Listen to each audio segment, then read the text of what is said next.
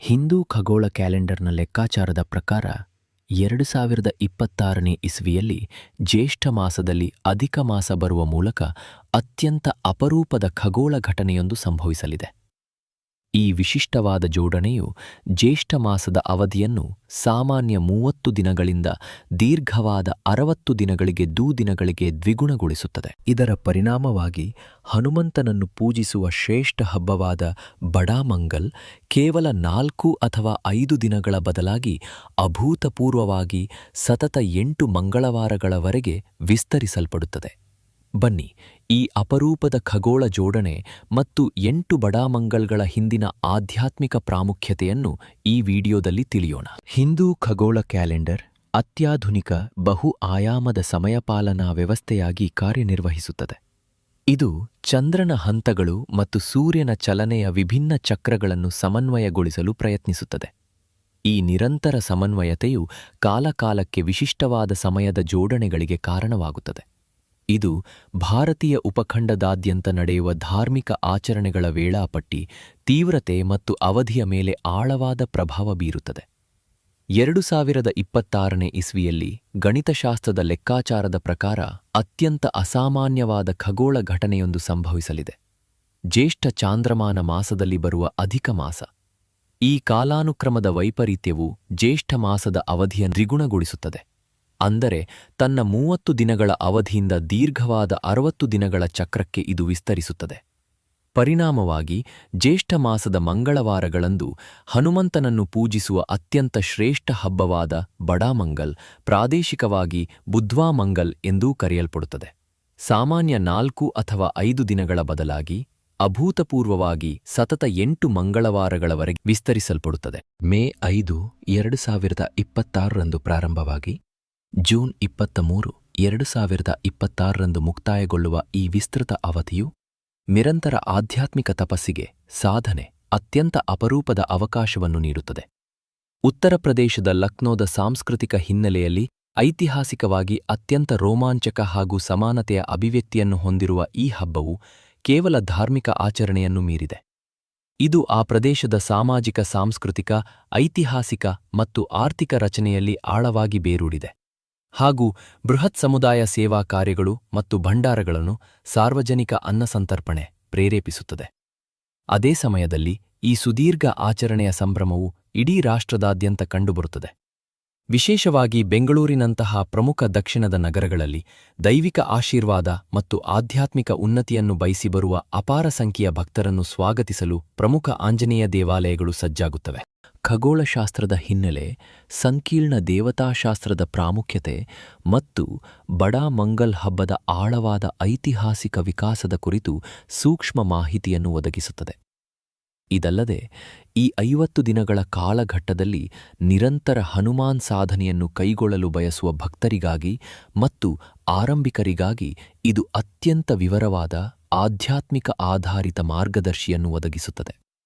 ಈ ಮಾರ್ಗದರ್ಶಿಯು ಸಂಕಲ್ಪದ, ದೀಕ್ಷೆಯ ಔಪಚಾರಿಕ ಪ್ರತಿಜ್ಞೆ, ನಿಖರವಾದ ನಿಯಮಗಳು, ದೈನಂದಿನ ಪಠಣದ ವಿಧಾನಗಳು ಮತ್ತು ಸಾಂಪ್ರದಾಯಿಕ ಸಸ್ಯಶಾಸ್ತ್ರೀಯ ಅರ್ಪಣೆಗಳು ಹಾಗೂ ಸಮಾನತೆಯ ದಾನವನ್ನು ಒಳಗೊಂಡಿರುವ ವಿಶಿಷ್ಟ ವಿಸರ್ಜನೆಯ ಆಚರಣೆಯ ಮುಕ್ತಾಯ ವಿವರಗಳನ್ನು ಒಳಗೊಂಡಿದೆ.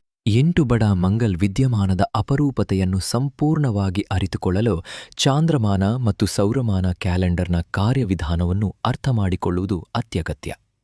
ಹಿಂದೂ ಕ್ಯಾಲೆಂಡರ್ ದ್ವಂದ್ವ ವ್ಯವಸ್ಥೆಯನ್ನು ಅವಲಂಬಿಸಿದೆ. ಇದು ಚಾಂದ್ರಮಾನ ತಿಂಗಳು, ಚಂದ್ರನ ಹಂತಗಳು ಮತ್ತು ಸೌರಮಾನ ವರ್ಷ, ಸೂರ್ಯನ ಚಲನೆ ಎರಡರ ಮೂಲಕ ಸಮಯವನ್ನು ಅಳೆಯುತ್ತದೆ. ಒಂದು ಸಾಮಾನ್ಯ ಚಾಂದ್ರಮಾನ ವರ್ಷವು ಅಂದಾಜು 354 ದಿನಗಳನ್ನು ಹೊಂದಿದ್ದರೆ, ಸೌರಮಾನ ವರ್ಷವು ಸರಿಸುಮಾರು 365.24 ದಿನಗಳನ್ನು ಹೊಂದಿರುತ್ತದೆ. ಇದರಿಂದಾಗಿ ವಾರ್ಷಿಕವಾಗಿ ಸುಮಾರು 11 ದಿನಗಳ ಗಣಿತದ ವ್ಯತ್ಯಾಸವು ಸಹಜವಾಗಿಯೇ ಉದ್ಭವಿಸುತ್ತದೆ.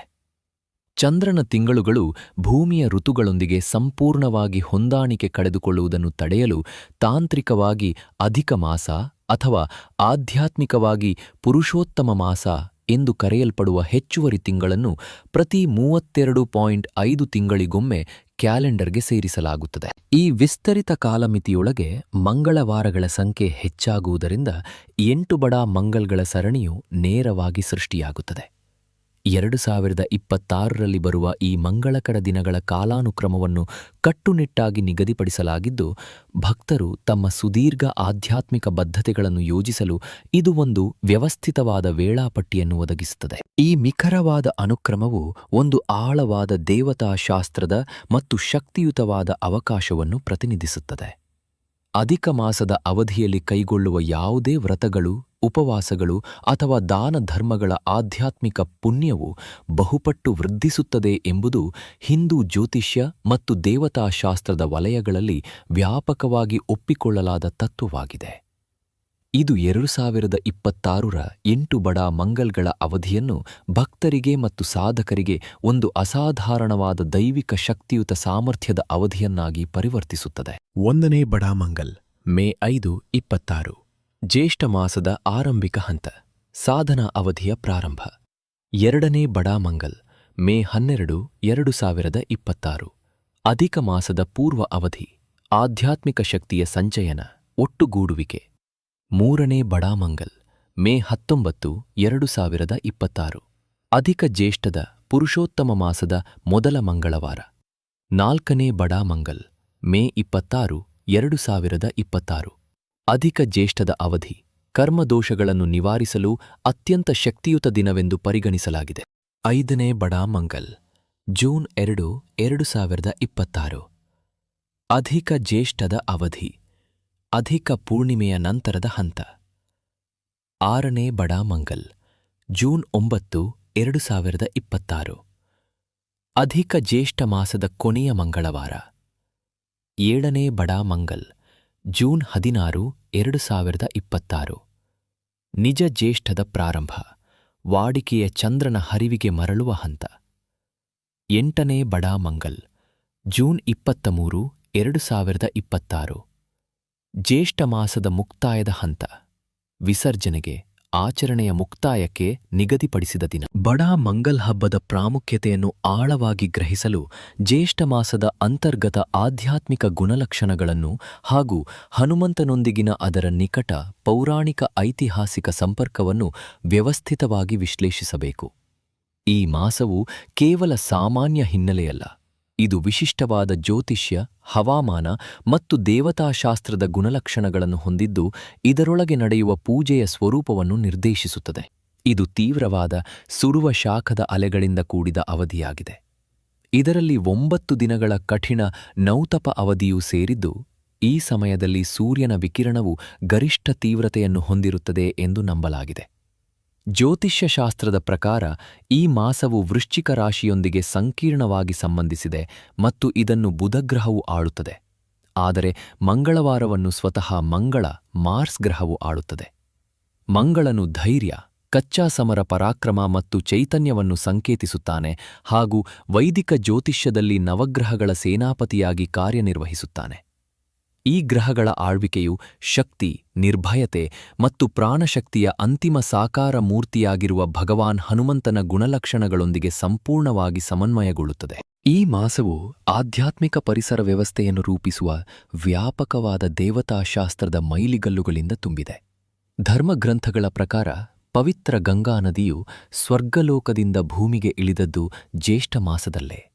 ಈ ಘಟನೆಯನ್ನು ಗಂಗಾ ದಸರಾ ಎಂದು ಆಚರಿಸಲಾಗುತ್ತದೆ. ಈ ಸಮಯದಲ್ಲಿ ಗಂಗೆಯಲ್ಲಿ ಸ್ನಾನ ಮಾಡುವುದು ಮತ್ತು ದಾನ ಮಾಡುವುದು ಎಲ್ಲಾ ಪಾಪಗಳನ್ನು ತೊಳೆಯುತ್ತದೆ ಮತ್ತು ಮೋಕ್ಷವನ್ನು ನೀಡುತ್ತದೆ ಎಂದು ನಂಬಲಾಗಿದೆ. ಇದಲ್ಲದೆ ಮಹಾನ್ ಋಷಿ ವೇದವ್ಯಾಸರು ಮಹಾಕಾವ್ಯ ಮಹಾಭಾರತವನ್ನು ರಚಿಸಲು ಔಷಧೀಯ ಅರ್ಜುನ ವೃಕ್ಷದ ಹೃದಯ ಸಂಬಂಧಿ ಕಾಯಿಲೆಗಳಿಗೆ ಚಿಕಿತ್ಸೆ ನೀಡಲು ಮತ್ತು ಭಾವನಾತ್ಮಕ ಸ್ಥೈರ್ಯವನ್ನು ಉತ್ತೇಜಿಸಲು ಆಯುರ್ವೇದದಲ್ಲಿ ಹೆಸರುವಾಸಿಯಾದ ಮರ ಕೆಳಗೆ ಕುಳಿತು ಧ್ಯಾನ ಮಾಡಿದ ಅವಧಿಯೆಂದು ಜ್ಯೇಷ್ಠ ಮಾಸವನ್ನು ಪೂಜಿಸಲಾಗುತ್ತದೆ. ಸುಡುವ ಶಾಖದಿಂದ ಪರಿಹಾರವನ್ನು ತರಲು ಮತ್ತು ನೈಸರ್ಗಿಕ ವಿಕೋಪಗಳಿಂದ ರಕ್ಷಿಸಲು ಒಲಿಸಿಕೊಳ್ಳಲಾಗುವ ಮಳೆ ವರುಣ ಮತ್ತು ಗುರುಗುಗಳ ವಜ್ರಾಯುಧವನ್ನು ಹಿಡಿದ ದೇವತೆಯಾದ ಇಂದ್ರನೊಂದಿಗೂ ಈ ಮಾಸವು ಮೂಲಭೂತವಾಗಿ ಸಂಬಂಧಿಸಿದೆ. ಹನುಮಂತನ ಭಕ್ತರಿಗೆ ಬಹುಶಃ ಅತ್ಯಂತ ನಿರ್ಣಾಯಕ ವಿಷಯವೆಂದರೆ ಜ್ಯೇಷ್ಠ ಮಾಸವು ನ್ಯಾಯ ಮತ್ತು ಕರ್ಮದ ಪ್ರತಿಫಲವನ್ನು ನೀಡುವ ಶನಿದೇವರ ಜನ್ಮಮಾಸವಾಗಿದೆ. ಪುರಾಣಗಳ ಪ್ರಕಾರ ಶನಿಯನ್ನು ಯಶಸ್ವಿಯಾಗಿ ನಿಗ್ರಹಿಸಿ ಶನಿಯ ಪ್ರಕೋಪದಿಂದ ತನ್ನ ಭಕ್ತರನ್ನು ರಕ್ಷಿಸಿದ ಏಕೈಕ ದೇವರೆಂದು ಹನುಮಂತನನ್ನು ಐತಿಹಾಸಿಕವಾಗಿ ಗುರುತಿಸಲಾಗಿದೆ. ಆದ್ದರಿಂದ ಶನಿಯ ಜನ್ಮಮಾಸದಲ್ಲಿ ಹನುಮಂತನನ್ನು ಪೂಜಿಸುವುದು ಜ್ಯೋತಿಷ್ಯ ದೋಷಗಳ, ನಿರ್ದಿಷ್ಟವಾಗಿ ಭಯಾನಕ ಸಾತಿಯ ಶನಿಯ 7.5 ವರ್ಷಗಳ ಸಂಚಾರ ದುಷ್ಪರಿಣಾಮಗಳನ್ನು ತಗ್ಗಿಸುವ ರಹಸ್ಯ ಕಾರ್ಯವಿಧಾನವೆಂದು ಪರಿಗಣಿಸಲಾಗಿದೆ. ಜ್ಯೇಷ್ಠ ಮಾಸದ ಕಠಿಣ ಹವಾಮಾನ ಪರಿಸ್ಥಿತಿಗಳು ಭೂಮಿಯ ಮೇಲಿನ ಅತ್ಯುನ್ನತ ರೂಪದ ದಾನಧರ್ಮ ಕಡ್ಡಾಯಗೊಳಿಸುತ್ತವೆ.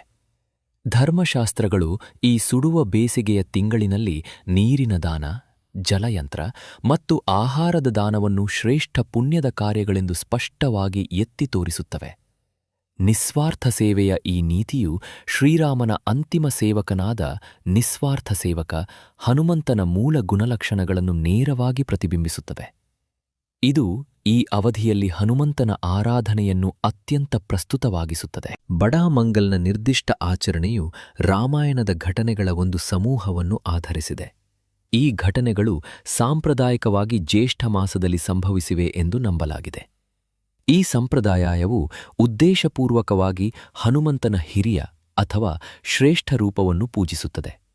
ಆದ್ದರಿಂದಲೇ ಬುದ್ಧ್ವಾ ಮತ್ತು ಬಡಾ ಎಂಬ ಪೂರ್ವ ಪ್ರತ್ಯಯಗಳು ಬಂದಿವೆ.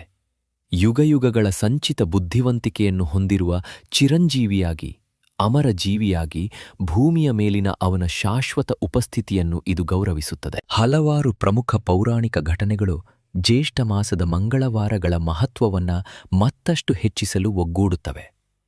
ಮೊದಲ ದೈವಿಕ ಭೇಟಿ.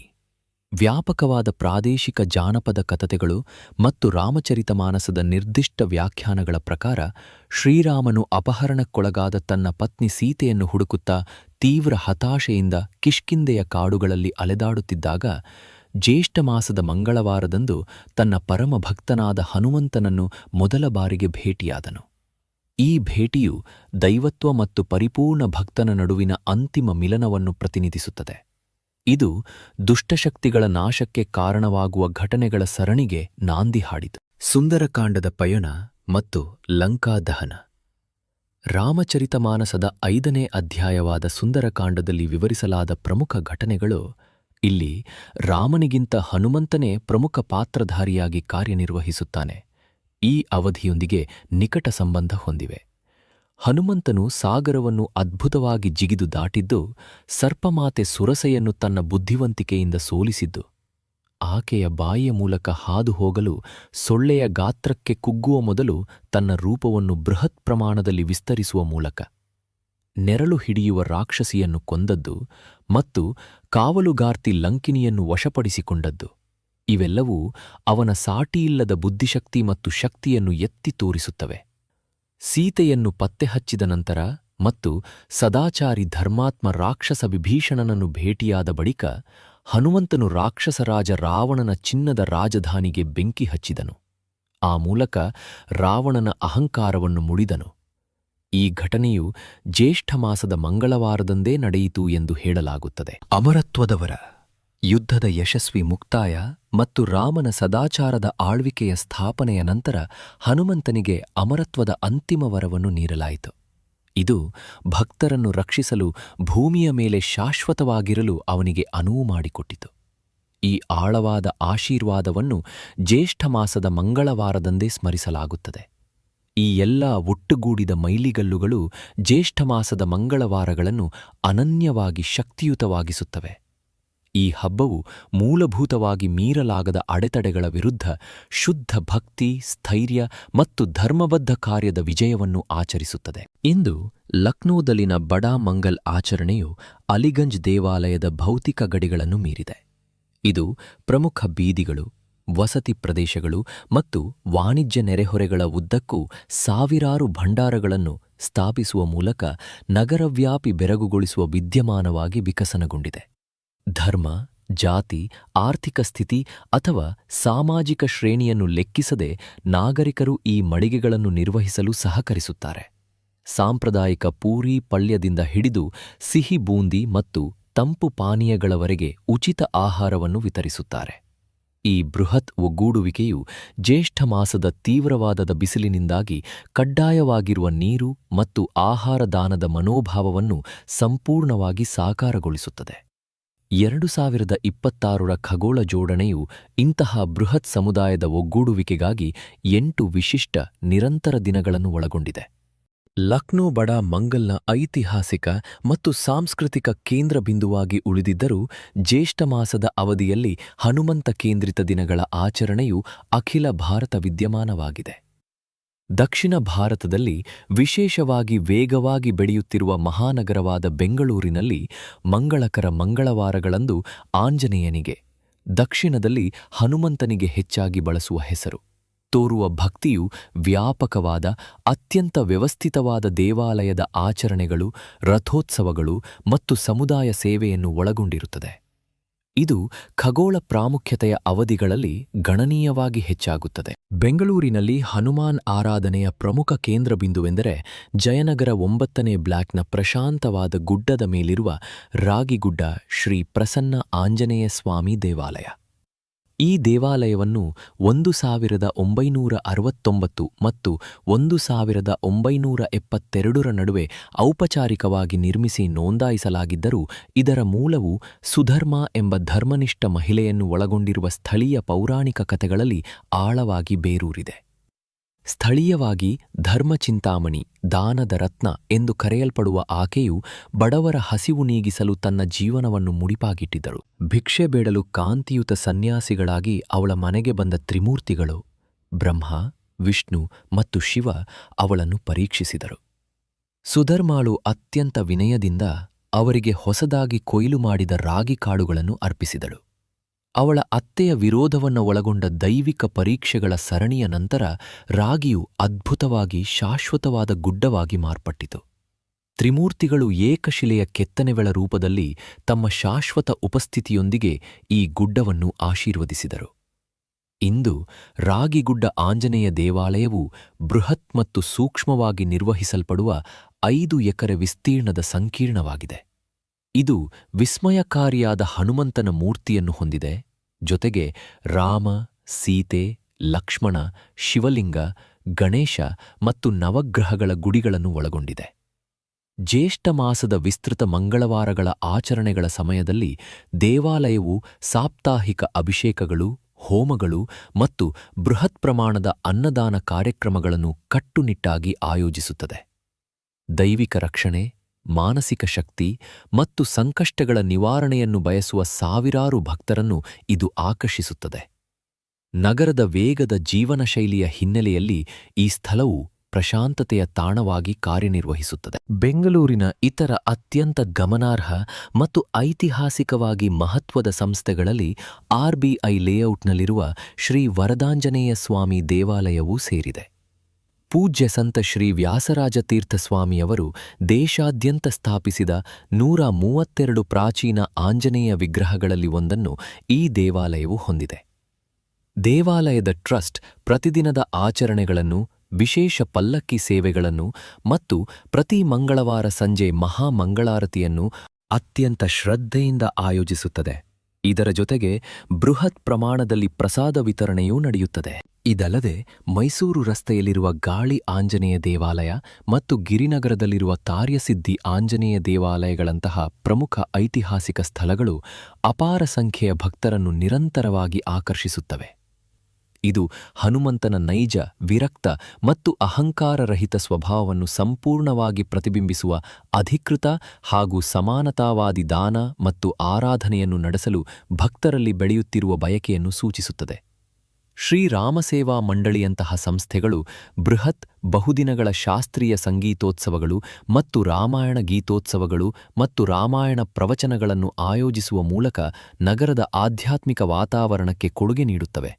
ಇದು ರಾಮಾಯಣ ಸಂಪ್ರದಾಯದ ಸಾಂಸ್ಕೃತಿಕ ಆರಾಧನೆಯನ್ನು ಮತ್ತಷ್ಟು ಶ್ರೀಮಂತಗೊಳಿಸುತ್ತದೆ. ಮೇ 5ರಿಂದ ಜೂನ್ 23, 2026ರವರೆಗೆ ನಿಖರವಾಗಿ 50 ದಿನಗಳವರೆಗೆ ವ್ಯಾಪಿಸಿರುವ 8 ಮಂಗಳವಾರಗಳ ನಿರಂತರ ಮತ್ತು ಗಣಿತಶಾಸ್ತ್ರೀಯವಾಗಿ ನಿಖರವಾದ ಅನುಕ್ರಮವು ಆಳವಾದ ಆಧ್ಯಾತ್ಮಿಕ ಅಭ್ಯಾಸಕ್ಕೆ ಅತ್ಯಂತ ಶಕ್ತಿಯುತವಾದ ಹಾಗೂ ಅಪರೂಪದ ಕಾಲಘಟ್ಟವನ್ನು ಒದಗಿಸುತ್ತದೆ. ಹಿಂದೂ ತಾಂತ್ರಿಕ ಮತ್ತು ಸಾಂಪ್ರದಾಯಿಕ ವೈದಿಕ ಸಂಪ್ರದಾಯಗಳೆರಡರಲ್ಲೂ ಒಂದು ನಿರ್ದಿಷ್ಟ ನಿರಂತರ ಅವಧಿಯವರೆಗೆ, ಉದಾಹರಣೆಗೆ 40 ದಿನಗಳ ಮಂಡಲ ಅಥವಾ 11 ದಿನಗಳ ಅನುಷ್ಠಾನ, ಕಟ್ಟುನಿಟ್ಟಾದ ಶಿಸ್ತನ್ನು ಪಾಲಿಸುವುದು ಸಾಧಕನ ಮಾನಸಿಕ ಮಾರ್ಗಗಳನ್ನು ಮೂಲಭೂತವಾಗಿ ಮರುಹೊಂದಿಸುತ್ತದೆ, ಆಂತರಿಕ ಶಕ್ತಿಯ ಅಡೆತಡೆಗಳನ್ನು ಶುದ್ಧೀಕರಿಸುತ್ತದೆ ಮತ್ತು ಆತದೆ ಮತ್ತು ಆವಾಹನೆ ಮಾಡಿದ ದೇವತೆಯೊಂದಿಗೆ ಆಳವಾದ, ಅಚಲವಾದ ಸಂಪರ್ಕವನ್ನು ಸ್ಥಾಪಿಸುತ್ತದೆ ಎಂದು ನಂಬಲಾಗಿದೆ. ಸಾಧಕರು ಹೆಚ್ಚಾಗಿ ತಮ್ಮ ಆತಂಕದಲ್ಲಿ ಗಮನಾರ್ಹವಾದ ಇಳಿಕೆ, ದೈವಿಕ ರಕ್ಷಣೆಯ ಹೆಚ್ಚಿನ ಪ್ರಜ್ಞೆ ಮತ್ತು ದೀರ್ಘಕಾಲದ ಜೀವನದ ಅಡೆತಡೆಗಳು ನಿವಾರಣೆಯಾಗಿರುವುದನ್ನು ಅನುಭವಿಸುತ್ತಾರೆ. 2026ರ ಬಡಾ ಮಂಗಲ್ನ ಅಪಾರ ಆಧ್ಯಾತ್ಮಿಕ ಶಕ್ತಿಯನ್ನು ಬಳಸಿಕೊಳ್ಳಲು ಬಯಸುವ ಆರಂಭಿಕರಿಗಾಗಿ ಮೊದಲನೇ ಮಂಗಳವಾರದಿಂದ 8ನೇ ಮಂಗಳವಾರದವರೆಗೆ ಒಂದು ನಿರಂತರ ಸಾಧನೆಯನ್ನು ಕೈಗೊಳ್ಳಲು ಹೆಚ್ಚು ಶಿಫಾರಸು ಮಾಡಲಾಗಿದೆ. ಈ ಕೆಳಗಿನ ವಿಭಾಗವು ಈ ಅಭ್ಯಾಸವನ್ನು ದೋಷರಹಿತವಾಗಿ ಕಾರ್ಯಗತಗೊಳಿಸಲು ಶೈಕ್ಷಣಿಕವಾಗಿ ರಚನಾತ್ಮಕವಾದ ಹಂತ-ಹಂತದ ವಿಧಾನವನ್ನು ವಿವರಿಸುತ್ತದೆ. ಹಂತ 1. ಭೌತಿಕ ಮತ್ತು ಆಧ್ಯಾತ್ಮಿಕ ಪಾತ್ರೆಯ ಶರೀರ ಮತ್ತು ಮನಸ್ಸಿನ ತಯಾರಿ. ಯಾವುದೇ ಪರಿಣಾಮಕಾರಿ ಸಾಧನೆಯ ಮೂಲಭೂತ ಪೂರ್ವಾಪೇಕ್ಷಿತವೆಂದರೆ ಸಂಪೂರ್ಣ ಶುದ್ಧತೆ ಮತ್ತು ಸ್ಥಳದ ಪಾವಿತ್ರ್ಯತೆ. ಸಾಧಕನು ಮೀಸಲಾದ, ಅಡೆತಡೆಯಿಲ್ಲದ ಭೌತಿಕ ಸ್ಥಳವನ್ನು ಸ್ಥಾಪಿಸಬೇಕು ಮತ್ತು ಸಂಪೂರ್ಣ 50 ದಿನಗಳ ಅವಧಿಯವರೆಗೆ ನಿರ್ದಿಷ್ಟ, ಅಚಲವಾದ ಶಿಸ್ತಿನ ನಿಯಮಗಳನ್ನು ಕಟ್ಟುನಿಟ್ಟಾಗಿ ಪಾಲಿಸಬೇಕು. ಸಮಯದ ಸ್ಥಿರತೆ. ಶಕ್ತಿಯುತ ಅನುರಣನವನ್ನು ನಿರ್ಮಿಸಲು ಅಭ್ಯಾಸವನ್ನು ಪ್ರತಿದಿನ ನಿಖರವಾಗಿ ಒಂದೇ ಸಮಯದಲ್ಲಿ ಮಾಡಬೇಕು. ಹನುಮಾನ್ ಆರಾಧನೆಗೆ ಬ್ರಾಹ್ಮಿ ಮುಹೂರ್ತ ಬೆಳಿಗ್ಗೆ 4:00 ದಿಂದ 6:00 ಅತ್ಯಂತ ಮಂಗಳಕರ ಸಮಯ, ಅಥವಾ ಸೂರ್ಯಾಸ್ತದ ತಕ್ಷಣದ ಅವಧಿಯನ್ನು ಅತ್ಯುತ್ತಮವೆಂದು ಪರಿಗಣಿಸಲಾಗುತ್ತದೆ. ದೈಹಿಕ ಶುದ್ಧತೆ ಮತ್ತು ಉಡುಗೆ. ಸಾಧಕನು ಆಚರಣೆಯ ಮೊದಲು ಸಂಪೂರ್ಣವಾಗಿ ಸ್ನಾನ ಮಾಡಬೇಕು ಮತ್ತು ಹೊಸದಾಗಿ ತೊಳೆದ, ಶುದ್ಧವಾದ ಬಟ್ಟೆಗಳನ್ನು ಧರಿಸಬೇಕು.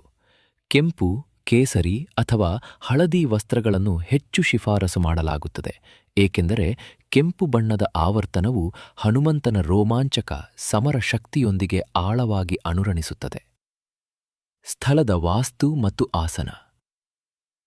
ಸಾಧಕನು ದಕ್ಷಿಣ ಅಥವಾ ಪೂರ್ವಕ್ಕೆ ಮುಖ ಮಾಡಿ ಮೀಸಲಾದ ಕೆಂಪು ಚಾಪೆಯ ಆಸನದ ಮೇಲೆ ಕುಳಿತುಕೊಳ್ಳಬೇಕು ಮತ್ತು ಆರಾಮದಾಯಕ, ಸ್ಥಿರವಾದ ಭಂಗಿಯನ್ನು ಅಳವಡಿಸಿಕೊಳ್ಳಬೇಕು. ದೇವತಾ ಪ್ರತಿಷ್ಠಾಪನೆ. ಮರದ ಮಣೆಯನ್ನು ಶುದ್ಧವಾದ ಕೆಂಪು ಬಟ್ಟೆಯಿಂದ ಮುಚ್ಚಬೇಕು. ಈ ಪೀಠದ ಮೇಲೆ ಭಗವಾನ್ ಹನುಮಂತನ ಚಿತ್ರ ಅಥವಾ ಪ್ರತಿಷ್ಠಾಪಿಸಿದ ವಿಗ್ರಹವನ್ನು ಭಕ್ತಿಯಿಂದ ಇಡಬೇಕು. ಮುಖ್ಯವಾಗಿ ಶ್ರೀರಾಮನ ಮೇಲಿನ ಹನುಮಂತನ ಭಕ್ತಿಯು ಸಂಪೂರ್ಣವಾಗಿರುವುದರಿಂದ ಅವನಿಗೆ ಸಂತೋಷವನ್ನು ಖಚಿತಪಡಿಸಿಕೊಳ್ಳಲು ಮತ್ತು ಅವನ ಸೇವಕ ಪಾತ್ರವನ್ನು ಗೌರವಿಸಲು ಶ್ರೀರಾಮ ಮತ್ತು ಸೀತಾಮಾತೆಯ ಚಿತ್ರವನ್ನು ಅವನ ಪಕ್ಕದಲ್ಲಿ ಅಥವಾ ಸ್ವಲ್ಪ ಮೇಲ್ಭಾಗದಲ್ಲಿ ಇಡಬೇಕು. ಹನುಮಂತನ ವಿಗ್ರಹಕ್ಕೆ ಆಗಾಗ್ಗೆ ಸಿಂಧೂರ ಮತ್ತು ಎಳ್ಳೆಣ್ಣೆಯ ಸಾಂಪ್ರದಾಯಿಕ ಲೇಪನವನ್ನು ಬಳಿಯಬಹುದು. ಇದು ಅತ್ಯಂತ ಪೂಜ್ಯವಾದ ಅರ್ಪಣೆಯಾಗಿದ್ದು ಇದನ್ನು ಚೋಳ ಎಂದು ಕರೆಯಲಾಗುತ್ತದೆ. ದೀಪಾರಾಧನೆ ಮತ್ತು ಸುಗಂಧ ಶುದ್ಧೀಕರಣ. ಪೂಜೆಯ ಪ್ರಾರಂಭದಲ್ಲಿ 1 ಅಥವಾ 5 ಬತ್ತಿಗಳಿರುವ ತುಪ್ಪದ ದೀಪವನ್ನು ಬೆಳಗಿಸಬೇಕು. ಇದರ ಜೊತೆಗೆ ಬೆಂಕಿಯ ಪರಿವರ್ತಕ ಶಕ್ತಿಯನ್ನು ಆವಾಹಿಸಲು ಮತ್ತು ಸುತ್ತಮುತ್ತಲಿನ ವಾತಾವರಣವನ್ನು ಭೌತಿಕವಾಗಿ ಶುದ್ಧೀಕರಿಸಲು ಉತ್ತಮ ಗುಣಮಟ್ಟದ ಧೂಪದ್ರವ್ಯವನ್ನು ಅಗರಬತ್ತಿ ಹಚ್ಚಬೇಕು. ಸಂಕಲ್ಪದ ನಿಖರವಾದ ಕಾರ್ಯವಿಧಾನ. ಶುದ್ಧೀಕರಣ. ಸಾಧಕನು ಪೂರ್ವ ಅಥವಾ ಉತ್ತರಕ್ಕೆ ಮುಖ ಮಾಡಿ ಕೈಗಳನ್ನು ತೊಳೆಯುವ ಮೂಲಕ ಪ್ರಾರಂಭಿಸುತ್ತಾನೆ. ಪೂಜೆಯಲ್ಲಿ ಬಳಸುವ ಸಾಂಪ್ರದಾಯಿಕ ಪಂಚಪಾತ್ರೆಯಿಂದ ಶುದ್ಧವಾದ ನೀರನ್ನು ತೆಗೆದುಕೊಂಡು ಬಲಗೈ ಅಂಗೈಯನ್ನು ಶುದ್ಧೀಕರಿಸಿಕೊಳ್ಳಬೇಕು. ಭೌತಿಕ ಅರ್ಪಣೆ. ಸಾಧಕನು ಶುದ್ಧೀಕರಿಸಿದ ಬಲ ಅಂಗೈಯಲ್ಲಿ ಶುದ್ಧವಾದ ನೀರು, ಅಕ್ಷತೆ ಮತ್ತು ಹೂವಿನ ದಳಗಳನ್ನು ತೆಗೆದುಕೊಂಡು ಶಕ್ತಿಯನ್ನು ಕೇಂದ್ರೀಕರಿಸಲು ಅದನ್ನು ಸ್ವಲ್ಪ ಸಮಯದವರೆಗೆ ಎಡಗೈಯಿಂದ ಮುಚ್ಚಿಕೊಳ್ಳಬೇಕು. ವಾಚಿಕ ಘೋಷಣೆ. ಸಾಧಕನು ತನ್ನ ಉದ್ದೇಶವನ್ನು ಜೋರಾಗಿ ಹೇಳಬೇಕು. ಸಾಂಪ್ರದಾಯಿಕ ಸಂಕಲ್ಪದ ಸೂತ್ರವು ಸಮಯ, ಜ್ಯೋತಿಷ್ಯಯುಗ, ಸ್ಥಳ, ಭೌಗೋಳಿಕ ಸ್ಥಳ, ವಂಶಾವಳಿ, ಸಾಧಕನ ಗೋತ್ರ ಮತ್ತು ನಿರ್ದಿಷ್ಟ ಉದ್ದೇಶವನ್ನು ವ್ಯವಸ್ಥಿತವಾಗಿ ಸಂಯೋಜಿಸುತ್ತದೆ. ಮಂತ್ರದ ಉಚ್ಚಾರಣೆ. ಸಂಸ್ಕೃತದ ಮೂಲಮಂತ್ರ. ಓಂ ತತ್ಸತ್ ಅದ್ಯ ಅಮುಕ ಸಂವತ್ಸರೆ ಮಾಸೋತ್ತಮೆ ಅಮುಕ ತಿಥೌ ಅಮುಕ ವಾಸರೆ ಅಮುಕ ಗೋತ್ರೋತ್ಪನ್ನೋ ಸಹಂ ಅಮುಕ ನಾಮ ಆದಿ ಸಕಲ ಕಾಮನಾ ಸಿದ್ಧ್ಯರ್ಥಂ ಶ್ರೀ ಹನುಮತ್ಪೂಜಾಂ ಕರಿಷ್ಯೆ. ಆರಂಭಿಕರಿಗಾಗಿ ಸೂಚಿಸಲಾದ ಸರಳ ವಿಧಾನ. ನಾನು ನಿಮ್ಮ ಪೂರ್ಣ ಹೆಸರು, ತಂದೆಯ ಹೆಸರು ಅಥವಾ ಗೋತ್ರದಲ್ಲಿ ಜನಿಸಿದ, ಪ್ರಸ್ತುತ ನಗರ/ದೇಶದ ಹೆಸರು, ವಾಸಿಸುತ್ತಿರುವ ನಾನು ಮೊದಲ ಬಡಾಮಂಗಲ್ನ ಈ ಅತ್ಯಂತ ಮಂಗಳಕರ ದಿನದಂದು ಜೂನ್ 23, 2026ರ 8ನೇ ಬಡಾಮಂಗಲ್ವರೆಗೆ ನಿರಂತರವಾಗಿ ಈ ಹನುಮಾನ್ ಸಾಧನೆಯನ್ನು ನಿರ್ವಹಿಸಲು ದೃಢವಾದ ಅಚಲವಾದ ಪ್ರತಿಜ್ಞೆಯನ್ನು ತೆಗೆದುಕೊಳ್ಳುತ್ತೇನೆ. ನಾನು ಶ್ರದ್ಧೆಯಿಂದ ಮಂತ್ರ ಪಠಿಸಲು ಸಂಕಲ್ಪಿಸುತ್ತೇನೆ. ಈ ವ್ರತವನ್ನು ಪೂರೈಸಲು ಭಗವಾನ್ ಹನುಮಂತನು ನನಗೆ ದೈಹಿಕ ತ್ರಾಣ ಮತ್ತು ಮಾನಸಿಕ ಸ್ಪಷ್ಟತೆಯನ್ನು ದಯಪಾಲಿಸಲಿ ಮತ್ತು ನನ್ನ ಅಡೆತಡೆಗಳನ್ನು ನಿವಾರಿಸಿ ನನಗೆ ಶಾಂತಿಯನ್ನು ನೀಡಲಿ. ಶಕ್ತಿಯುತ ಮುದ್ರೆ. ಉದ್ದೇಶಿತ ಸಂಕಲ್ಪದ ಪಠಣವನ್ನು ಪೂರ್ಣಗೊಳಿಸಿದ ತಕ್ಷಣ ಅಂಗೈಯಲ್ಲಿರುವ ನೀರು, ಅಕ್ಷತೆ ಮತ್ತು ಹೂವುಗಳನ್ನು ನೆಲದ ಮೇಲೆ ಅಥವಾ ನಿರ್ದಿಷ್ಟ ತಾಮ್ರದ ತಟ್ಟೆಯಲ್ಲಿ ಬಿಡಲಾಗುತ್ತದೆ. ಈ ಸಾಂಕೇತಿಕ ಕ್ರಿಯೆಯು ನಮ್ಮ ಉದ್ದೇಶವು ಕೇವಲ ಆಲೋಚನೆಯ ಹಂತವನ್ನು ದಾಟಿ ಭೂಮಿಗೆ ಮತ್ತು ದೈವಿಕ ಪ್ರಜ್ಞೆಗೆ ದೃಢವಾಗಿ ಸಲ್ಲಿಕೆಯಾಗಿದೆ ಎಂಬುದನ್ನು ಸೂಚಿಸುತ್ತದೆ. ಈ ವ್ರತವು ಈಗ ಸಕ್ರಿಯವಾಗಿದೆ. ಮಂತ್ರದ ಮಾರ್ಗ. ಮಂತ್ರಗಳು ಕೇವಲ ಶಬ್ದಾರ್ಥದ ಪರಿಧಿಯನ್ನು ಮೀರಿ ಕಾರ್ಯನಿರ್ವಹಿಸುವ ಮನಸ್ಸಿನ ಶಕ್ತಿಯ ಆವರ್ತನವನ್ನು ಬದಲಾಯಿಸಲು ವಿನ್ಯಾಸಗೊಳಿಸಲಾದ ನಿಖರವಾದ ಧ್ವನಿ ಸೂತ್ರಗಳಾಗಿವೆ. ನೀವು ಆರಿಸಿಕೊಂಡ ಯಾವುದೇ ಒಂದು ಹನುಮಾನ್ ಮಂತ್ರವನ್ನು ಪ್ರತಿದಿನ ನಿಖರವಾಗಿ 108 ಬಾರಿ ಪಠಿಸುವುದು ಅತ್ಯಂತ ತೀವ್ರವಾದ ಹಾಗೂ ತೀಕ್ಷ್ಣವಾದ ಏಕಾಗ್ರತೆಯನ್ನು ಬೆಳೆಸುತ್ತದೆ. ಜೊತೆಗೆ ನಿಮ್ಮೊಳಗೆ ಅಸಾಧಾರಣವಾದ ಹಾಗೂ ನಿರ್ದಿಷ್ಟವಾದ ರಕ್ಷಣಾತ್ಮಕ ಶಕ್ತಿಗಳನ್ನು ಆವಾಹಿಸುತ್ತದೆ. ಸಾಧಕರು ತಮ್ಮ ನಿರ್ದಿಷ್ಟ ಜೀವನದ ಅಗತ್ಯತೆಗಳ ಆಧಾರದ ಮೇಲೆ ಈ ಕೆಳಗಿನ ಶಕ್ತಿಯುತ ಮಂತ್ರಗಳಲ್ಲಿ ಒಂದನ್ನು ಆಯ್ಕೆ ಮಾಡಿಕೊಳ್ಳಬಹುದು. ಮೊದಲನೆಯದು ಹನುಮಾನ್ ಮೂಲಮಂತ್ರ. ಓಂ ಶ್ರೀ ಹನುಮತೇ ನಮಃ. ಇದರ ಅರ್ಥ, ನಾನು ಭಗವಾನ್ ಹನುಮಂತನಿಗೆ ನಮಸ್ಕರಿಸುತ್ತೇನೆ. ಇದರ ಪಠಣವು ದೈಹಿಕ ತ್ರಾಣವನ್ನು ಹೆಚ್ಚಿಸುತ್ತದೆ, ಜೀವನದ ಅಡೆತಡೆಗಳನ್ನು ನಿವಾರಿಸುತ್ತದೆ ಮತ್ತು ಮಾನಸಿಕ ವೇದನೆ ಹಾಗೂ ಅಕಾರಣ ಕೋಪದಿಂದ ಪರಿಹಾರವನ್ನು ನೀಡುತ್ತದೆ. ಎರಡನೆಯದು ಹನುಮಾನ್ ಬೀಜ ಮಂತ್ರ. ಓಂ ಐಂ ಹ್ರೀಂ ಹರೀಂ ಹನುಮತೆ ಶ್ರೀರಾಮದೂತಾಯ ನಮಃ. ಇದರ ಅರ್ಥ, ಶ್ರೀರಾಮನ ಶ್ರೇಷ್ಠ ಸೇವಕ ಮತ್ತು ದೂತನಾದ ಭಗವಾನ್ ಹನುಮಂತನಿಗೆ ನಾನು ನಮಸ್ಕರಿಸುತ್ತೇನೆ. ಸಂಕೀರ್ಣವಾದ ಕಾನೂನು ವಿಷಯಗಳನ್ನು ಪರಿಹರಿಸಲು, ಅಜ್ಞಾತ ಭಯವನ್ನು ಹೋಗಲಾಡಿಸಲು ಮತ್ತು ಸಂಪತ್ತನ್ನು ಆಕರ್ಷಿಸಲು ಇದು ಅತ್ಯಂತ ಅದ್ಭುತ ಮಂತ್ರವಾಗಿದೆ. ಮೂರನೆಯದು ಹನುಮಾನ್ ಗಾಯತ್ರಿ ಮಂತ್ರ. ಓಂ ಆಂಜನೇಯಾಯ ವಿದ್ಮಹೆ ವಾಯುಪುತ್ರಾಯ ಧೀಮಹಿ ತನ್ನೋ ಹನುಮತ್ ಪ್ರಚೋದಯಾತ್. ಇದರ ಅರ್ಥ, ನಾವು ಅಂಜನಾದೇವಿ ಮತ್ತು ವಾಯುದೇವನ ಪುತ್ರನನ್ನು ಧ್ಯಾನಿಸುತ್ತೇವೆ. ಭಗವಾನ್ ಹನುಮಂತನು ನಮ್ಮನ್ನು ಬುದ್ಧಿವಂತಿಕೆಯತ್ತ ಮುನ್ನಡೆಸಲಿ. ಇದು ನೇರವಾಗಿ ಹೃದಯ ಚಕ್ರದ ಮೇಲೆ ಪ್ರಭಾವ ಬೀರಿ ರಕ್ಷಣಾತ್ಮಕ ಶಕ್ತಿಯನ್ನು ಉತ್ಪಾದಿಸುತ್ತದೆ ಹಾಗೂ ಧೈರ್ಯ ಮತ್ತು ಆತ್ಮವಿಶ್ವಾಸವನ್ನು ವೃದ್ಧಿಸುತ್ತದೆ. ನಾಲ್ಕನೆಯದು ಆಂಜನೇಯ ಮಂತ್ರ. ಓಂ ಶ್ರೀ ವಜ್ರದೇಹಾಯ ರಾಮಭಕ್ತಾಯ ವಾಯುಪುತ್ರಾಯ ನಮೋಸ್ತುತೆ. ಇದರ ಅರ್ಥ, ವಜ್ರದಂತಹ ದೇಹವನ್ನು ಹೊಂದಿರುವ ವಾಯುಪುತ್ರನಾದ ಮತ್ತು ರಾಮನ ಭಕ್ತನಾದ ಭಗವಾನ್ ಹನುಮಂತನಿಗೆ ನಾನು ನಮಸ್ಕರಿಸುತ್ತೇನೆ.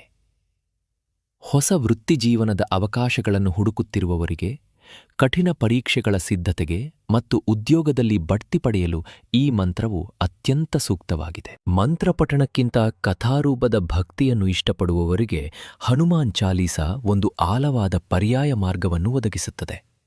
ಪೂಜ್ಯ ಕವಿ ಸಂತ ಗೋಸ್ವಾಮಿ ತುಳಸೀದಾಸರು ಅವಧಿ ಭಾಷೆಯಲ್ಲಿ ರಚಿಸಿರುವ ಈ ಚಾಲೀಸಾವು 40 ಪದ್ಯಗಳ ಒಂದು ಶ್ರೇಷ್ಠ ಕೃತಿಯಾಗಿದ್ದು, ಇದು ಹನುಮಂತನ ಸಾಹಸಗಳು, ಸದ್ಗುಣಗಳು ಮತ್ತು ದೈವಿಕ ಗುಣಗಳನ್ನು ವಿವರಿಸುತ್ತದೆ. ಕಾರ್ಯಗತಗೊಳಿಸುವ ತಂತ್ರ.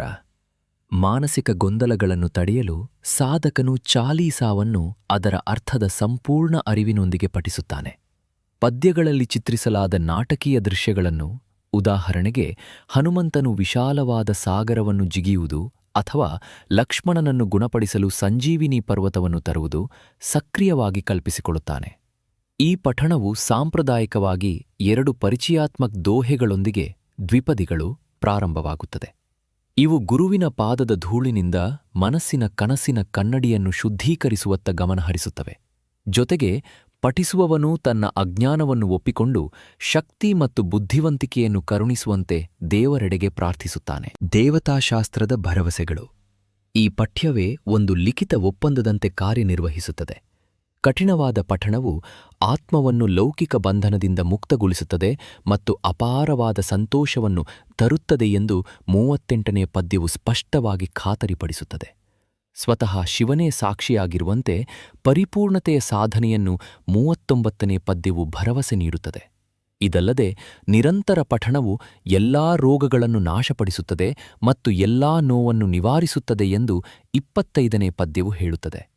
ಈ ಆರಂಭಿಕ ಸಾಧನೆಯ ಉದ್ದೇಶಕ್ಕಾಗಿ ಪ್ರತಿದಿನ ನಿರಂತರವಾಗಿ 1, 3 ಅಥವಾ 5 ಬಾರಿ ಚಾಲೀಸಾವನ್ನು ಪಠಿಸಲು ಬದ್ಧರಾಗುವುದು ಹೆಚ್ಚು ಪರಿಣಾಮಕಾರಿ ಮತ್ತು ನಿರ್ವಹಿಸಲು ಸುಲಭವಾದ ಮಾರ್ಗವಾಗಿದೆ. ದೀರ್ಘಕಾಲದ ಸಾಧನೆಯ ಮುಕ್ತಾಯವು ಅದರ ಪ್ರಾರಂಭದಷ್ಟೇ ನಿರ್ಣಾಯಕವಾಗಿದೆ. ಔಪಚಾರಿಕ ಮುಕ್ತಾಯವಿಲ್ಲದೆ 50 ದಿನಗಳ ವ್ರತವನ್ನು ಹಠಾತ್ತನೆ ನಿಲ್ಲಿಸುವುದರಿಂದ ನಿರ್ಮಾಣಗೊಂಡ ಶಕ್ತಿಯುತ ಆವರ್ತನವು ಅಪೂರ್ಣಗೊಳ್ಳಬಹುದು. ಇದು ಮಾನಸಿಕ ಅಶಾಂತಿಗೆ ಕಾರಣವಾಗುವ ಸಾಧ್ಯತೆಯಿದೆ. ವಿಸರ್ಜನೆ ಅಥವಾ ಉದ್ಯಾಪನೆ ಎಂದು ಕರೆಯಲ್ಪಡುವ ಔಪಚಾರಿಕ ಮುಕ್ತಾಯದ ಸಮಾರಂಭವು ಕಟ್ಟುನಿಟ್ಟಾಗಿ ಕೊನೆಯ ದಿನದಂದು, ಅಂದರೆ ಜೂನ್ 23, 2026ರ 8ನೇ ಬಡ ಮಂಗಲ್ ದಿನದಂದೇ ನಡೆಯಬೇಕು. 8ನೇ ಮಂಗಳವಾರದಂದು ಮನೆಯಲ್ಲಿ 50ನೇ ಮತ್ತು ಕೊನೆಯ ದೈನಂದಿನ ಪಠಣವನ್ನು ಯಶಸ್ವಿಯಾಗಿ ಪೂರ್ಣಗೊಳಿಸಿದ ನಂತರ ಸಾಧಕನು ತನ್ನ ವ್ರತವನ್ನು ಮುಕ್ತಾಯಗೊಳಿಸಲು ಪ್ರಸಿದ್ಧ ಸ್ಥಳೀಯ ಹನುಮಾನ್ ದೇವಾಲಯಕ್ಕೆ ಭೇಟಿ ನೀಡಬೇಕು. ಸಾಧನೆಯ ಮುಕ್ತಾಯವು ಅತ್ಯಂತ ನಿರ್ದಿಷ್ಟವಾದ ಸಸ್ಯಶಾಸ್ತ್ರೀಯ ಹೂವು ಪತ್ರೆಗಳ ಅರ್ಪಣೆಯನ್ನು ಒಳಗೊಂಡಿರುತ್ತದೆ. ಪ್ರತಿಯೊಂದನ್ನು ಅವುಗಳ ಆಳವಾದ ಪೌರಾಣಿಕ ಸಂಕೇತ ಮತ್ತು ಶಕ್ತಿಯುತ ಅನುರಣನಕ್ಕಾಗಿ ಎಚ್ಚರಿಕೆಯಿಂದ ಆಯ್ಕೆ ಮಾಡಲಾಗಿದೆ. ಕೆಂಪು ಗುಲಾಬಿಗಳು. ಕೆಂಪು ಗುಲಾಬಿಗಳ ಅರ್ಪಣೆಯು ಹನುಮಂತನ ಬಹುಮುಖಿ, ಮೇಲ್ನೋಟಕ್ಕೆ ವಿರೋಧಾತ್ಮಕವಾಗಿ ಕಾಣುವ ಸ್ವಭಾವವನ್ನು ಎತ್ತಿ ತೋರಿಸುತ್ತದೆ. ರೋಮಾಂಚಕ ಕೆಂಪು ಬಣ್ಣ ಮತ್ತು ಮುಳ್ಳುಗಳು ಅವನ ಸಾಟಿಯಿಲ್ಲದ ಸಮರ ಶಕ್ತಿ, ಕಚ್ಚಾ ಶಕ್ತಿ ಮತ್ತು ದುಷ್ಟರ ವಿರುದ್ಧದ ವಿನಾಶಕಾರಿ ಸಾಮರ್ಥ್ಯವನ್ನು ಸಂಕೇತಿಸುತ್ತವೆ. ಅದೇ ಸಮಯದಲ್ಲಿ ಸೂಕ್ಷ್ಮವಾದ ಪರಿಮಳಯುಕ್ತ ದಳಗಳು ಒಬ್ಬ ಸೇವಕನಾಗಿ ಅವನ ಅಪಾರ ಮೃದುತ್ವ, ಶುದ್ಧತೆ ಮತ್ತು ಅಚಲ ಭಕ್ತಿಯನ್ನು ಪ್ರತಿನಿಧಿಸುತ್ತವೆ. ಅವುಗಳನ್ನು ಅವನ ಪಾದದ ಬಳಿ ಇಡುವುದು ಭಕ್ತನ ಸಂಪೂರ್ಣ ಶರಣಾಗತಿಯ ಭೌತಿಕ ಅಭಿವ್ಯಕ್ತಿಯಾಗಿದೆ. ವೀಳ್ಯದೆಲೆಗಳು. ಹನುಮಂತನು ಲಂಕೆಯನ್ನು ಯಶಸ್ವಿಯಾಗಿ ಪ್ರವೇಶಿಸಿ ಬಂದಿಯಾಗಿದ್ದ ಸೀತಾಮಾತೆಗೆ ಶ್ರೀರಾಮನ ಮುದ್ರೆಯುಂಗುರವನ್ನು ತಲುಪಿಸಿದಾಗ ಆಕೆಯು ಅವನಿಗೆ ಪ್ರತಿಫಲ ನೀಡಲು ಬಯಸಿದಳು. ರಾಕ್ಷಸರ ಅಶೋಕ ವಾಟಿಕೆಯಲ್ಲಿ ಸಾಂಪ್ರದಾಯಿಕ ಕಳಂಕವಿಲ್ಲದ ಹೂವುಗಳನ್ನು ಹುಡುಕಲಾಗದೆ ಆಕೆಯು ಅವನ ಬುದ್ಧಿವಂತಿಕೆ ಮತ್ತು ಶಕ್ತಿಯನ್ನು ಗೌರವಿಸಲು ವೀಳ್ಯದೆಲೆಗಳಿಂದ ಮಾಡಿದ ಸರಳವಾದ ಹಾರವನ್ನು ರಚಿಸಿದಳು. ಆದ್ದರಿಂದ ವೀಳ್ಯದೆಲೆಯ ಹಾರವನ್ನು ಅರ್ಪಿಸುವುದು ಸೀತೆಯ ಆಶೀರ್ವಾದದ ನೇರ ಪ್ರತಿಕೃತಿಯಾಗಿದೆ ಮತ್ತು ಇದು ದೇವರಿಗೆ ಅತ್ಯಂತ ಪ್ರಿಯವಾಗಿದೆ. ಇದಲ್ಲದೆ ಪ್ರಾಚೀನ ಗ್ರಂಥಗಳ ಪ್ರಕಾರ ವೀಳ್ಯದೆಲೆಯ ಗಿಡವು ಸಮುದ್ರ ಮಂಥನದ ಸಮಯದಲ್ಲಿ ಹುಟ್ಟಿಕೊಂಡಿತು ಮತ್ತು ಅದನ್ನು ಅರ್ಜುನನು ನಾಗಲೋಕದಿಂದ ಸರ್ಪಗಳ ಲೋಕ ತಂದನು ಎಂದು ಹೇಳಲಾಗುತ್ತದೆ. ಇದು ಅದರ ಅತ್ಯಂತ ಮಂಗಳಕರ ಸ್ವರೂಪವನ್ನು ಸೂಚಿಸುತ್ತದೆ. ತುಳಸಿಯನ್ನ ಅರ್ಪಿಸಲು ಸೂಕ್ಷ್ಮವಾದ ದೇವತಾಶಾಸ್ತ್ರದ ತಿಳುವಳಿಕೆ ಅಗತ್ಯವಿದೆ. ತುಳಸಿಯು ಮೂಲಭೂತವಾಗಿ ಭಗವಾನ್ ವಿಷ್ಣು ಮತ್ತು ಅವನ ಅವತಾರಗಳೊಂದಿಗೆ ರಾಮ ಮತ್ತು ಕೃಷ್ಣನಂತಹ ಸಂಬಂಧ ಹೊಂದಿದೆ. ಹನುಮಂತನು ಕಟ್ಟುನಿಟ್ಟಾದ ಶಾಶ್ವತ ಬ್ರಹ್ಮಚಾರಿಯಾಗಿರುವುದರಿಂದ ಸ್ತ್ರೀದೇವತೆ ಲಕ್ಷ್ಮಿಯನ್ನು ಪ್ರತಿನಿಧಿಸುವ ತುಳಸಿಯನ್ನು ಸಾಂಪ್ರದಾಯಿಕ ಪದ್ಧತಿಗಳಲ್ಲಿ ಸಾಮಾನ್ಯವಾಗಿ ಅವನಿಗೆ ನೇರವಾಗಿ ಅರ್ಪಿಸಲಾಗುವುದಿಲ್ಲ. ಬದಲಾಗಿ ತುಳಸಿಯನ್ನು ಮೊದಲು ಶ್ರೀರಾಮನಿಗೆ, ವಿಷ್ಣುವಿನ ಅವತಾರ, ಅರ್ಪಿಸಬೇಕು ಮತ್ತು ನಂತರ ಪರೋಕ್ಷವಾಗಿ ಹನುಮಂತನಿಗೆ ನೀಡಬೇಕು ಎಂದು ಸಂಪ್ರದಾಯವು ನಿರ್ದೇಶಿಸುತ್ತದೆ. ತುಳಸಿಯು ಸಂಪೂರ್ಣ, ಶುದ್ಧೀಕರಿಸುವ ಮತ್ತು ನಿಸ್ವಾರ್ಥ ಭಕ್ತಿಯನ್ನು ಸಂಕೇತಿಸುತ್ತದೆ. ಇದು ಹನುಮಂತನ ಅಸ್ತಿತ್ವದ ಮೂಲತತ್ವವಾಗಿದೆ. ಇದನ್ನು ಅರ್ಪಿಸುವುದು ಭಕ್ತನು ಅದೇ ಮಟ್ಟದ ನಿಸ್ವಾರ್ಥ ಸೇವೆಯನ್ನು ಪಡೆಯುವ ಬಯಕೆಯನ್ನು ಸೂಚಿಸುತ್ತದೆ. ಭೋಜನ. ಇತರರಿಗೆ ಆಹಾರ ನೀಡುವುದು ಅಥವಾ ದಾನದ ಕ್ರಿಯೆ ಇಲ್ಲದೆ ಯಾವುದೇ ಸಂಕಲ್ಪವೂ ಆಧ್ಯಾತ್ಮಿಕವಾಗಿ ಅಪೂರ್ಣವೆಂದು ಸಾಂಪ್ರದಾಯಿಕವಾಗಿ ಪರಿಗಣಿಸಲಾಗಿದೆ. ಸುರುವ ಜ್ಯೇಷ್ಠ ಮಾಸದ ನಿರ್ದಿಷ್ಟ ಹಿನ್ನೆಲೆಯಲ್ಲಿ ಆಹಾರ ಮತ್ತು ನೀರನ್ನು ನೀಡುವುದು ಕೇವಲ ಒಂದು ಸಲಹೆಯಲ್ಲ, ಬದಲಾಗಿ ಇದು ಧರ್ಮಗ್ರಂಥಗಳ ಪ್ರಕಾರ ಕಡ್ಡಾಯವಾದ ಅವಶ್ಯಕತೆಯಾಗಿದೆ. ಇದನ್ನು ಪೂರೈಸಲು ಸಾಧಕನು ದೇವಾಲಯದಲ್ಲಿರುವ ಇತರ ಭಕ್ತರಿಗೆ ಮತ್ತು ಬಡವರಿಗೆ ಉಚಿತವಾಗಿ ಹಂಚಲು ಸರಳವಾದ ಕೈಗೆಟಕುವ ಪ್ರಸಾದವನ್ನು ಖರೀದಿಸಬೇಕು ಅಥವಾ ಮನೆಯಲ್ಲೇ ತಯಾರಿಸಬೇಕು. ಅತ್ಯಂತ ಸಾಂಪ್ರದಾಯಿಕ, ಸುಲಭವಾಗಿ ಲಭ್ಯವಿರುವ ಮತ್ತು ದೇವರಿಗೆ ಹೆಚ್ಚು ಪ್ರಿಯವಾದ ನೈವೇದ್ಯಗಳು ಇವುಗಳನ್ನು ಒಳಗೊಂಡಿವೆ. ಸಿಹಿ ಬೂಂದಿ ಅಥವಾ ಬೇಸನ್ ಲಡ್ಡು. ಕಡಲೆ ಹಿಟ್ಟಿನ ಸಣ್ಣ ಹನಿಗಳನ್ನು ತುಪ್ಪದಲ್ಲಿ ಹುರಿದು ಸಕ್ಕರೆ ಪಾಕದಲ್ಲಿ ನೆನೆಸಿ ಇದನ್ನು ತಯಾರಿಸಲಾಗುತ್ತದೆ. ಇದರ ಕೇಸರಿ ಅಥವಾ ಹಳದಿ ಬಣ್ಣವು ಮಂಗಳಕರತೆ, ಸಂತೋಷ ಮತ್ತು ದೈವಿಕ ಶಕ್ತಿಯನ್ನು ಪ್ರತಿನಿಧಿಸುತ್ತದೆ. ಇವುಗಳನ್ನು ಸಾರ್ವತ್ರಿಕವಾಗಿ ಹನುಮಂತನ ಅತ್ಯಂತ ಅಚ್ಚುಮೆಚ್ಚಿನ ಸಿಹಿ ತಿಂಡಿಗಳು ಎಂದು ಪರಿಗಣಿಸಲಾಗಿದೆ. ಸಿಹಿ ರೊಟ್ಟಿ. ಸಂಪೂರ್ಣ ಗೋಧಿ ಹಿಟ್ಟು, ಉತ್ತಮ ಗುಣಮಟ್ಟದ ತುಪ್ಪ, ಬೆಲ್ಲ ಮತ್ತು ಒಣಹಣ್ಣುಗಳಿಂದ ಮಾಡಲಾದ ದಪ್ಪನಾದ ಅತ್ಯಂತ ಸಾಂಪ್ರದಾಯಿಕವಾದ ಸಿಹಿ ರೊಟ್ಟಿ ಇದಾಗಿದೆ. ಇದು ಸೌಮ್ಯವಾದ ಸಿಹಿಯನ್ನು ಹೊಂದಿದ್ದು ಅತ್ಯಂತ ಪರಿಮಳಯುಕ್ತವಾಗಿರುತ್ತದೆ ಮತ್ತು ಆಧಾರಭೂತ ಶುದ್ಧತೆ ಹಾಗೂ ಸಮರಶಕ್ತಿಯನ್ನು ಸಂಕೇತಿಸುತ್ತದೆ. ಚನಾ ಬೆಲ್ಲ. ಕಟ್ಟುನಿಟ್ಟಾದ ಆರ್ಥಿಕ ನಿರ್ಬಂಧಗಳನ್ನು ಹೊಂದಿರುವ ಸಾಧಕರಿಗೆ ಹುರಿದ ಕಡಲೆ, ಚನಾ ಮತ್ತು ಹಸಿ ಬೆಲ್ಲದ ಮಿಶ್ರಣವು ಅತ್ಯಂತ ಶಕ್ತಿಯುತ, ಸಾಂಪ್ರದಾಯಿಕ ಮತ್ತು ಹೆಚ್ಚು ಕೈಗೆಟಕುವ ನೈವೇದ್ಯವಾಗಿ ಕಾರ್ಯನಿರ್ವಹಿಸುತ್ತದೆ. ಇದು ಹನುಮಂತನ ವಿರಕ್ತ ಸ್ವರೂಪವನ್ನು ಗೌರವಿಸುತ್ತದೆ. ಅಂತಿಮ ಮುದ್ರೆ. ಕ್ಷಮಾ ಪ್ರಾರ್ಥನೆ. ಮಾನವನ ಪ್ರಯತ್ನವು ಸ್ವಾಭಾವಿಕವಾಗಿಯೇ ದೋಷಪೂರಿತವಾಗಿದೆ. ಕಠಿಣವಾದ 50 ದಿನಗಳ ಅವಧಿಯಲ್ಲಿ ಪಠಣದ ಸಮಯದಲ್ಲಿ ಮನಸ್ಸು ಅನಿವಾರ್ಯವಾಗಿ ಅಲೆದಾಡುತ್ತದೆ. ಸಂಸ್ಕೃತ ಅಕ್ಷರಗಳ ಉಚ್ಚಾರಣೆಯಲ್ಲಿ ತಪ್ಪುಗಳಾಗಬಹುದು ಮತ್ತು ದೈಹಿಕ ಶುದ್ಧತೆಗೆ ಕೆಲವೊಮ್ಮೆ ಭಂಗ ಬರಬಹುದು. ಈ ಅನಿವಾರ್ಯವಾದ ಮಾನವ ನ್ಯೂನತೆಗಳನ್ನು ಸರಿದೂಗಿಸಲು ಹಿಂದೂ ಆಚರಣೆಗಳು ಕಟ್ಟುನಿಟ್ಟಾಗಿ ಕ್ಷಮಾ ಪ್ರಾರ್ಥನೆಯೊಂದಿಗೆ ಮುಕ್ತಾಯಗೊಳ್ಳುತ್ತವೆ. ದಾನ, ಧರ್ಮ ಮತ್ತು ಅರ್ಪಣೆಗಳನ್ನು ಪೂರ್ಣಗೊಳಿಸಿದ ನಂತರ ದೇವಾಲಯದಲ್ಲಿರುವ ಪ್ರಧಾನ ದೇವತೆಯ ಮುಂದೆ ನಿಂತು ಸಾಧಕನು ಭಕ್ತಿಯಿಂದ ಕೈಮುಗಿದು ಕ್ಷಮೆಗಾಗಿ ಈ ಪ್ರಾಚೀನ ಪ್ರಾರ್ಥನೆಯನ್ನು ಪಠಿಸುತ್ತಾನೆ. ಈ ಕ್ರಿಯೆಯು ಅಹಂಕಾರವನ್ನು ಸಂಪೂರ್ಣವಾಗಿ ಶರಣಾಗತವಾಗಿಸುತ್ತದೆ. 50 ದಿನಗಳ ಸಾಧನೆಯನ್ನು ಪೂರ್ಣಗೊಳಿಸಿದ ಯಾವುದೇ ಹೆಮ್ಮೆಯನ್ನು ತೊಡೆದು ಹಾಕುತ್ತದೆ ಮತ್ತು ಮಾನವನ ಮಿತಿಗಳಿಗೆ ಸಂಪೂರ್ಣ ಹೊಣೆಗಾರಿಕೆಯನ್ನು ತೆಗೆದುಕೊಳ್ಳುತ್ತದೆ. ಸಂಸ್ಕೃತ ಶ್ಲೋಕ. ನ್ಯೂನಾನಿ ಚಾತಿರಿಕ್ತಾನಿ ಕ್ಷಮಸ್ವ ಸೈಶ್ವರ, ದಾಸೋಯಮಿತಿ ಮಾಂ ಮತ್ವಾ ಕ್ಷಮಸ್ವ ಸೈಶ್ವರ, ತಸ್ಮಾತ್ ಕಾರುಣ್ಯಭಾವೇನ ರಕ್ಷ ಸೈಶ್ವರ. ನಿನ್ನನ್ನು ಸರಿಯಾಗಿ ಆವಾಹನೆ ಮಾಡುವುದು ಹೇಗೆ ಅಥವಾ ನಿನಗೆ ವಿದಾಯ ಹೇಳುವುದು ಹೇಗೆ ಎಂದು ನನಗೆ ತಿಳಿದಿಲ್ಲ. ಸಂಕೀರ್ಣವಾದ ಮಂತ್ರಗಳ ನಿಖರವಾದ ಜ್ಞಾನ, ಆಚರಣೆಗಳ ದೋಷರಹಿತ ನಿರ್ವಹಣೆ ಅಥವಾ ಸಂಪೂರ್ಣ ಭಕ್ತಿಯನ್ನು ನಾನು ಹೊಂದಿಲ್ಲ. ಈ ದಿನಗಳಲ್ಲಿ ಸಂಭವಿಸಿರಬಹುದಾದ ಅಕ್ಷರ ದೋಷಗಳು, ಉಚ್ಚಾರಣಾ ದೋಷಗಳು ಅಥವಾ ಆಚರಣೆಯ ತಪ್ಪುಗಳಿಗಾಗಿ ದಯವಿಟ್ಟು ನನ್ನನ್ನು ಕ್ಷಮಿಸು. ಓ ಪರಮಾತ್ಮನೇ, ನನ್ನನ್ನು ನಿನ್ನ ವಿನೀತ ಸೇವಕನೆಂದು ಪರಿಗಣಿಸಿ ನಾನು ಮಾಡಿರುವ ಈ ಅಲ್ಪ ಸ್ವಲ್ಪ ಸೇವೆಯನ್ನು ಸ್ವೀಕರಿಸು ಮತ್ತು ನಿನ್ನ ಅಪಾರ ಕರುಣೆಯಿಂದ ನನ್ನನ್ನು ರಕ್ಷಿಸು.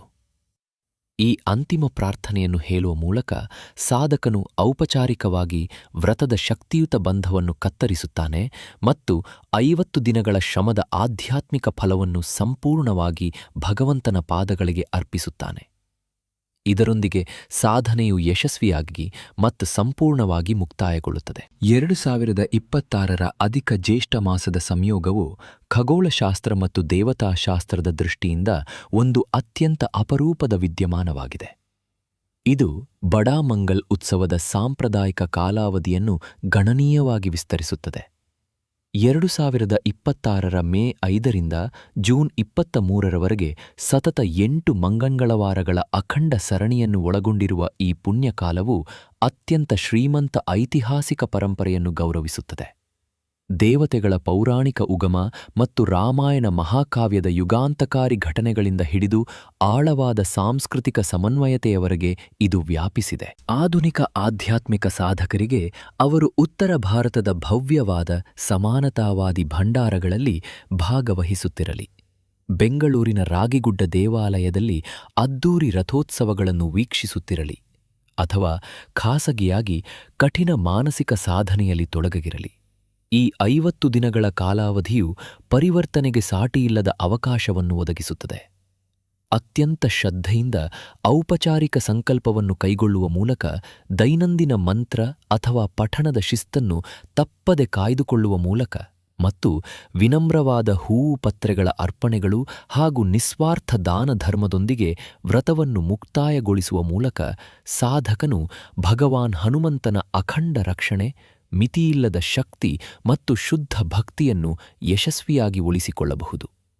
ಹೀಗೆ ಮಾಡುವ ಮೂಲಕ ಅವರು ಈ ಅಪರೂಪದ ಕಾಲಗಣನೆಯ ವೈಪರೀತ್ಯವನ್ನು ತಮ್ಮ ಆಳವಾದ ವೈಯಕ್ತಿಕ, ಮಾನಸಿಕ ಮತ್ತು ಆಧ್ಯಾತ್ಮಿಕ ವಿಕಾಸಕ್ಕೆ ಒಂದು ಶಕ್ತಿಯುತ ಪ್ರೇರಕ ಶಕ್ತಿಯನ್ನಾಗಿ ಪರಿವರ್ತಿಸಿಕೊಳ್ಳುತ್ತಾರೆ. ಈ ಮಾಹಿತಿಪೂರ್ಣ ಹಾಗೂ ಆಧ್ಯಾತ್ಮಿಕ ವಿಡಿಯೋ ನಿಮಗೆ ಇಷ್ಟವಾದರೆ ದಯವಿಟ್ಟು ಲೈಕ್ ಮಾಡಿ ಮತ್ತು ನಿಮ್ಮ ಸ್ನೇಹಿತರು ಹಾಗೂ ಕುಟುಂಬದವರೊಂದಿಗೆ ಶೇರ್ ಮಾಡಿ. ಇಂತಹ ಮತ್ತಷ್ಟು ಆಸಕ್ತಿದಾಯಕ ಆಧ್ಯಾತ್ಮಿಕ ಮಾಹಿತಿಗಳಿಗಾಗಿ ನಮ್ಮ ಚಾನಲ್ಗೆ ಸಬ್ಸ್ಕ್ರೈಬ್ ಆಗಲು ಮರೆಯದಿರಿ. ಹನುಮಂತನ ಆಶೀರ್ವಾದ ಸದಾ ನಿಮ್ಮ ಮೇಲಿರಲಿ. ಕಾಮೆಂಟ್ ವಿಭಾಗದಲ್ಲಿ ಜೈ ಬಜರಂಗಬಲಿ ಎಂದು ಬರೆಯುವ ಮೂಲಕ ನಿಮ್ಮ ಭಕ್ತಿಯನ್ನು ವ್ಯಕ್ತಪಡಿಸಿ. ಧನ್ಯವಾದಗಳು.